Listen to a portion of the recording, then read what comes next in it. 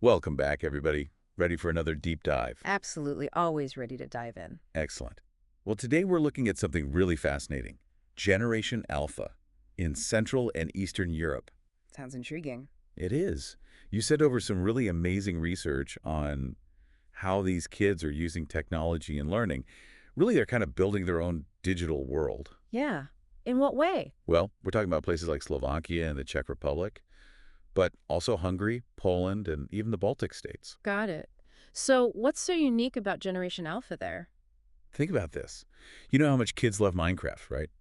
Well, kids in Slovakia are actually using it to learn history. Seriously, that's awesome. Using a game to bring history to life. Clever. Exactly. But it goes beyond that. They're even learning programming through Minecraft, too. Huh. So it's not just playtime anymore. Not at all. And that's just scratching the surface. We're talking about a generation born between 2010 and 2025 that has never known a world without smartphones, social media, or high-speed internet. The first true digital natives, then. Precisely. Unlike even millennials or Gen Z, technology isn't a tool for them. It's practically an extension of themselves. I see. So, right from the start, their relationship with technology is fundamentally different. Makes you wonder how that shapes their view of the world. Right. And that's what we're going to explore today. Now, some of the numbers from your research really jumped out at me. Like, did you know that around 65% of kids in these CEE countries had their own smartphones by the age of 9? Wow, that's pretty young. Not entirely surprising, though, given how pervasive smartphones are these days. And it jumps even higher to like 85% for teenagers. Right, that tracks with global trends for sure. But what I find more interesting is how these countries are weaving technology into their education systems. Oh, absolutely. You know, you sent over some European Commission reports showing how platforms like EduPage, Google Classroom, and Microsoft Teams are practically standard in schools now, particularly in Slovakia and the Czech Republic. Ah, yes. Teachers are using them for everything: assignments, grades, communicating with parents. Basically like a digital school headquarters. Hmm. But with all this tech, the big question is, are kids actually learning? Right, good point. Well, that's where things get really interesting. Both Slovakia and the Czech Republic are incorporating coding and programming into their curriculum from a very young age. So they're not just passively using technology, they're learning how to create with it, how to control it. That's pretty forward thinking. I think so too. They're really recognizing that these digital skills are going to be essential for the future, no matter what career path these kids choose. Absolutely. It makes you wonder if other countries will follow suit. Now, what about other places in the region, like Poland and Hungary? What are they up to? Well, you highlighted Poland's integrated platform for remote learning in your research. Right. What was striking about that was how it gives students access to digital textbooks and interactive learning materials, even when they're not physically at school. Yeah, it was hugely beneficial during the pandemic, no doubt.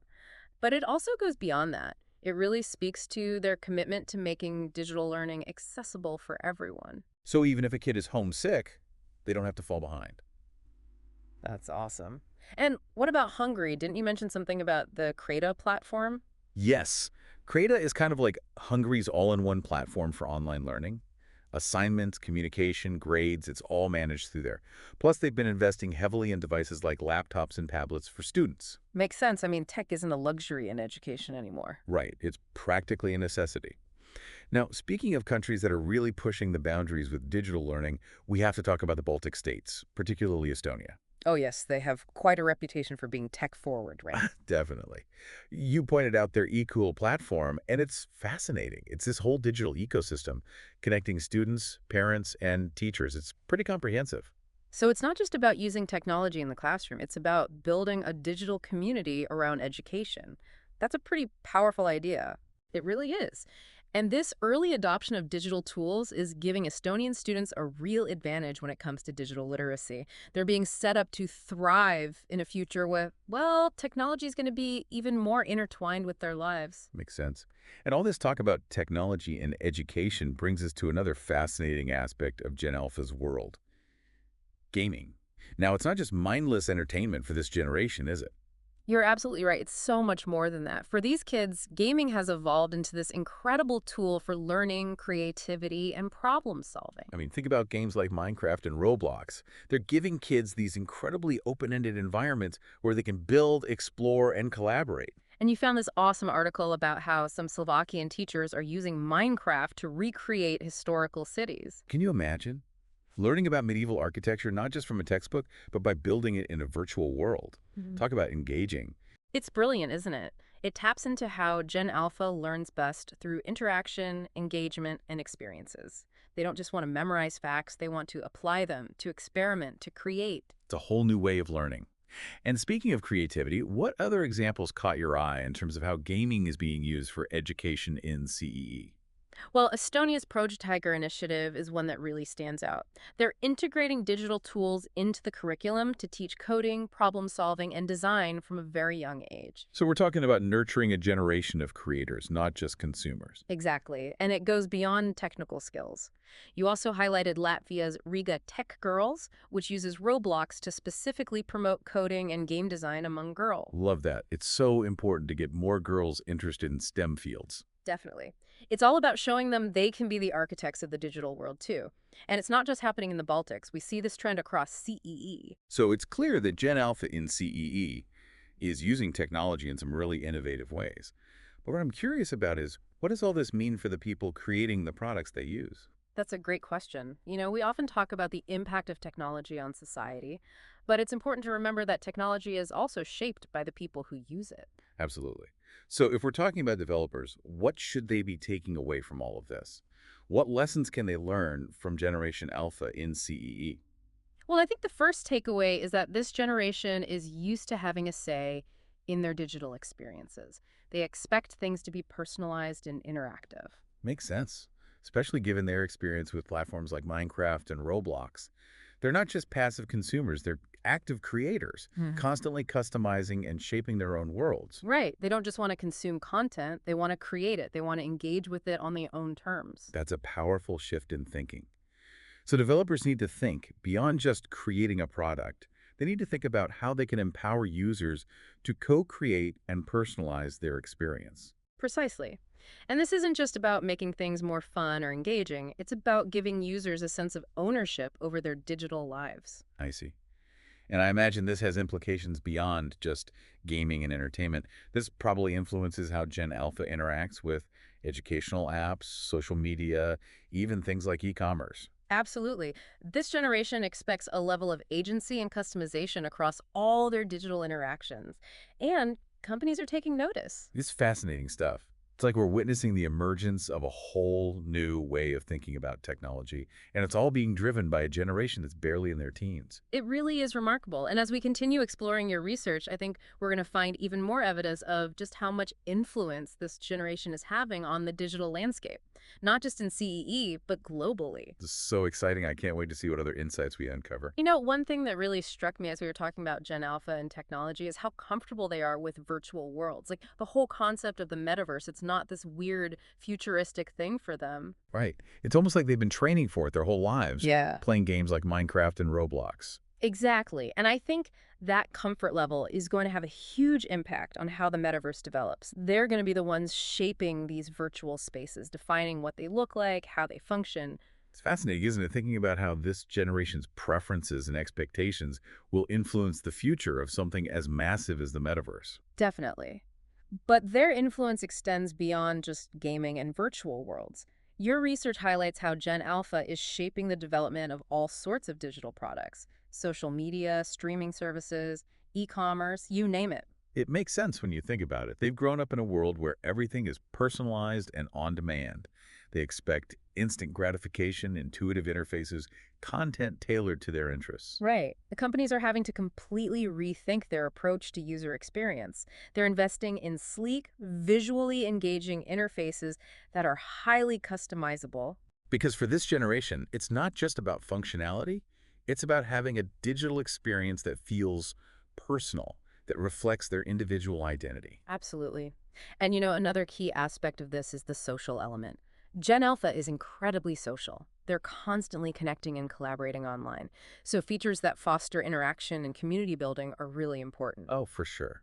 You see that reflected in how social media platforms are evolving, incorporating things like live streaming, video chat, augmented reality, all to create those immersive shared experiences. It's all about connecting with others in real time, sharing experiences, and building relationships online. And while we're talking about social media and online interaction, we can't ignore the issue of safety and privacy. Right, which is something parents are obviously very concerned about. Absolutely. And it's interesting, Gen Alpha themselves are also quite aware of the potential risks of the digital world.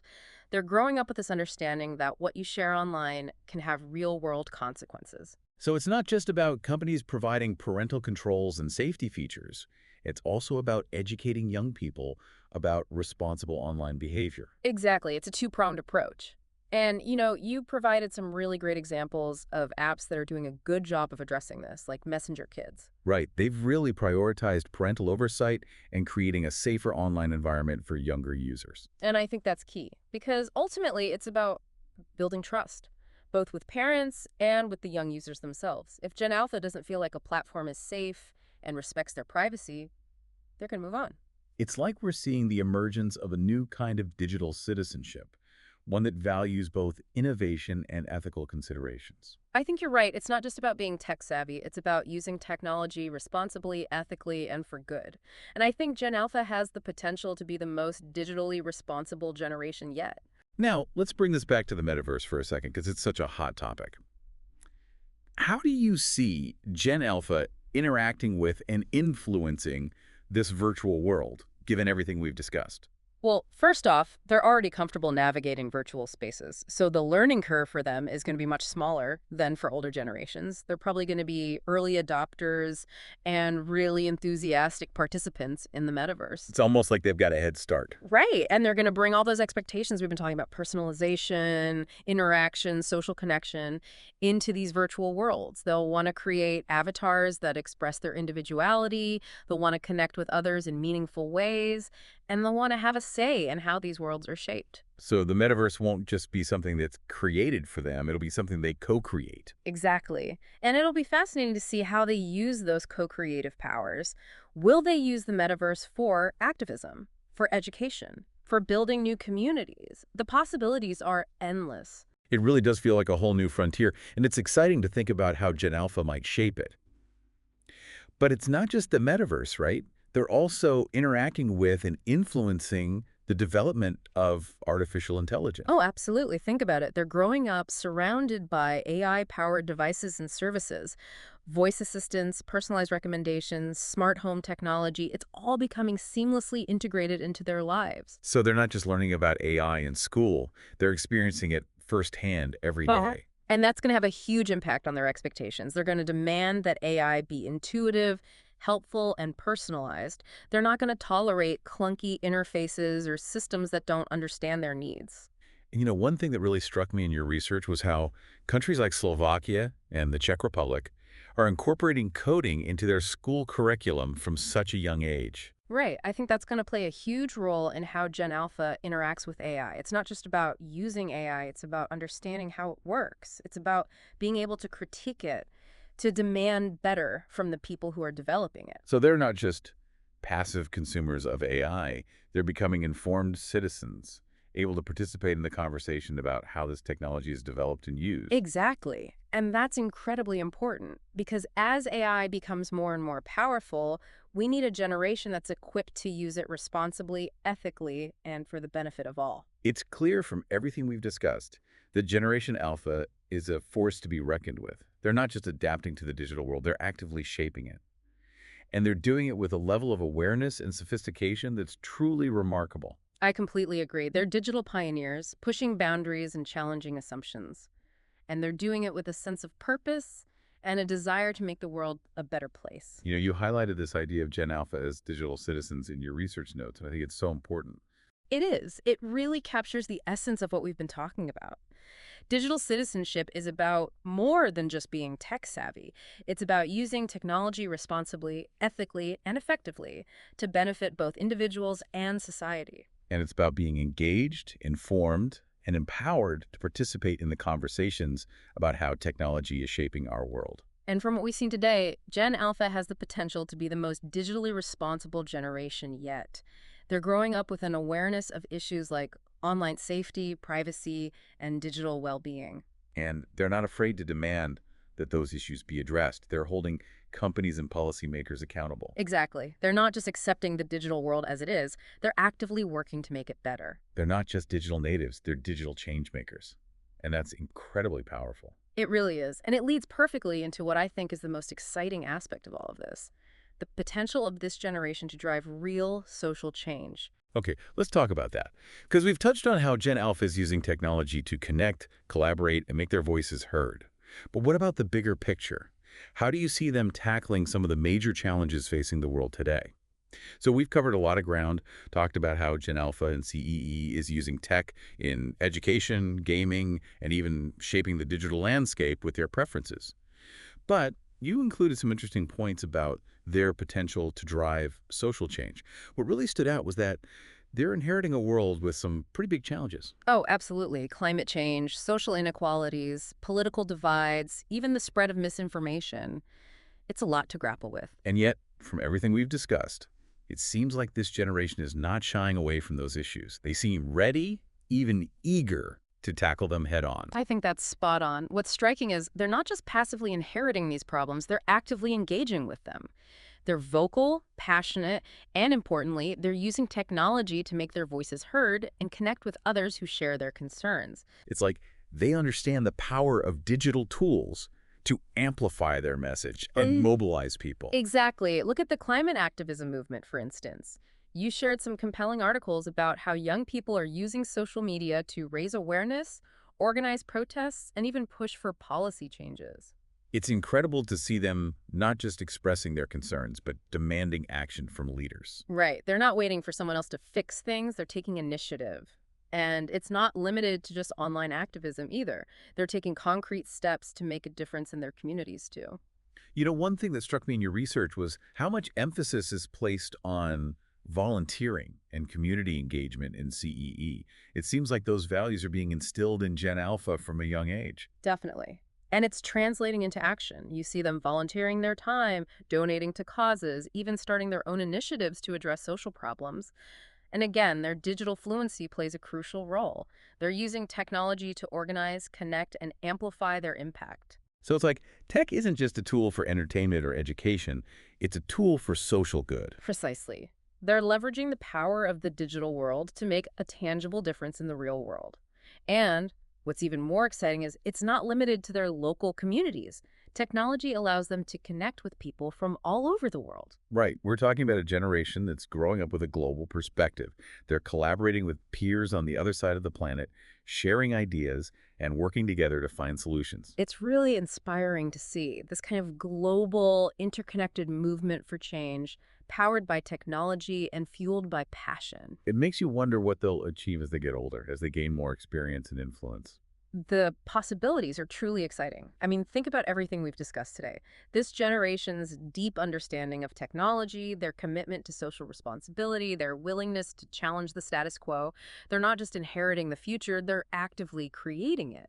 And that brings us to the end of our deep dive today. It's been a truly fascinating journey exploring the world of Generation Alpha in Central and Eastern Europe. Absolutely. A real eye-opener. And to our listeners, we hope you've been as inspired as we have by what we've uncovered. This is a generation that's full of potential, brimming with ideas, and a drive to make the world a better place. So we encourage you to stay curious, keep learning, and most importantly, listen to the young people in your lives. Their voices matter. Their actions matter. They're shaping the future, and it's a future worth paying attention to.